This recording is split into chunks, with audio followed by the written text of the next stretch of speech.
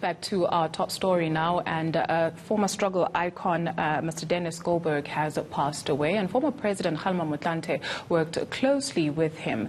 We welcome the former president now. He joins us via Skype for some reflections. Thank you very much, sir, for your time. Perhaps if we could start with your initial reaction when you heard the news of his passing. Well, we received the news of Comrade Dennis Goldberg this morning with very heavy hearts, and our condolences go to his wife Deirdre and grandchildren as well. It's a great loss to the movement, and particularly the community around Hout Bay, where he lived. Yes. You worked with him very, very closely. What would you say the essence of his political philosophy was? Well, both his parents were members of the Communist Party of South Africa, and so he grew up in a family that had world outlook informed by historical materialism and the understanding of society from a Marxist perspective. So it was, natural for him, having graduated as an engineer at the University of Cape Town, was then wrote in when Controversies was founded in 1960, and he was, as an engineer, valued in the high command of Controversies, and was responsible really for the design of the devices that they used, including, by the way, the creation of Radio Freedom. Walter Sisulu, who had been placed under house arrest and had gone underground, was able to broadcast from that device which Dennis Goldberg and Lionel Gay were able to design. You're sharing some memories there in the last part of your answer. If I could please just allow us to expand on that, some of your most fondest moments with him that you can recall. Well, he was, full of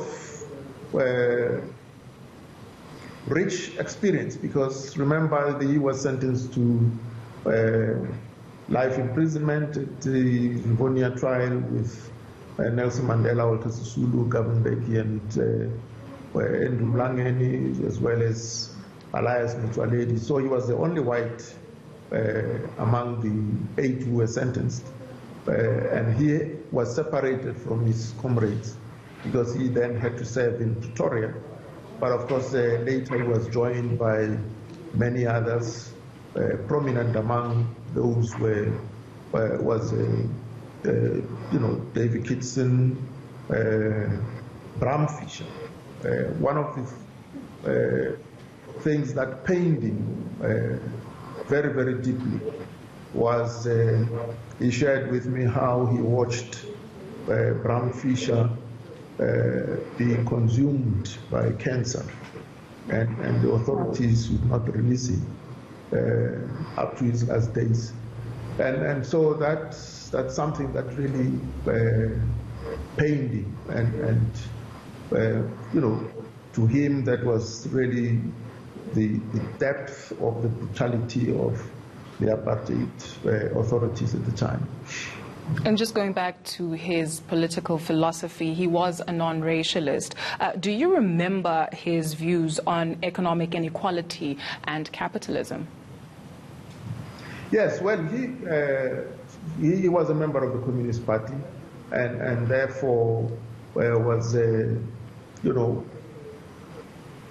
critical of the exploitative nature of capitalism, and lived to create a society where there would be no exploitation of any class in society. And where he lived in Houtbaai, for instance, he established the Dennis Goldberg Legacy Foundation with the objective of creating an iconic and vibrant performing, arts, culture, and educational center. And I know he sponsored the creation of a musical orchestra for young kids from very poor backgrounds, and his wish was that this center would bring to the fore the best of who we want to be, and of course I know he was redesigning his house to serve as the Dennis Goldberg House of Hope.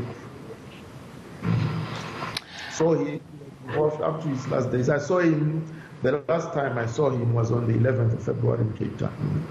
He was in a wheelchair, but he was still as, energetic and vibrant as ever. You wouldn't suspect that, cancer had taken its toll on him. Thank you very much for sharing some of your most intimate thoughts and moments with us, former President Kgalema Motlanthe.